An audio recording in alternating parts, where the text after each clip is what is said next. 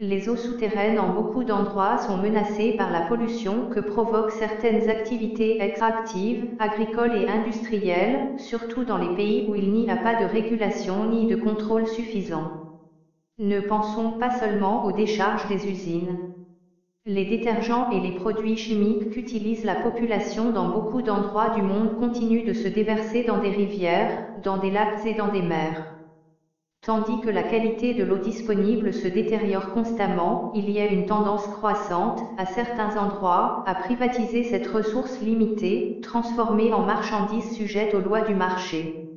En réalité, l'accès à l'eau potable et sûre est un droit humain primordial, fondamental et universel, parce qu'il détermine la survie des personnes, et par conséquent il est une condition pour l'exercice des autres droits humains. Ce monde a une grave dette sociale envers les pauvres qui n'ont pas accès à l'eau potable, parce que c'est leur nier le droit à la vie, enraciné dans leur dignité inaliénable. Cette dette se règle en partie par des apports économiques conséquents pour fournir l'eau potable et l'hygiène aux plus pauvres. Mais on observe le gaspillage d'eau, non seulement dans les pays développés, mais aussi dans les pays les moins développés qui possèdent de grandes réserves.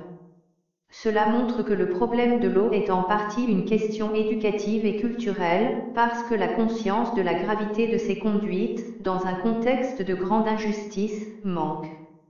Une grande pénurie d'eau provoquera l'augmentation du coût des aliments comme celle du coût de différents produits qui dépendent de son utilisation. Certaines études ont alerté sur la possibilité de souffrir d'une pénurie aiguë d'eau dans quelques décennies, si on n'agit pas en urgence.